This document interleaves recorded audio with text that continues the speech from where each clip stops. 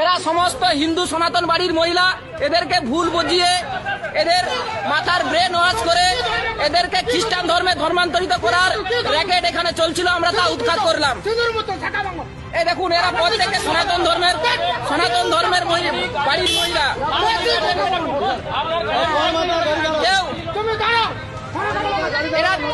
কেউ যাবে না, থানার ওসিকে ফোন করা হবে, থানায় তুলে দেওয়া হবে, থানায় তুলে দেওয়া হবে।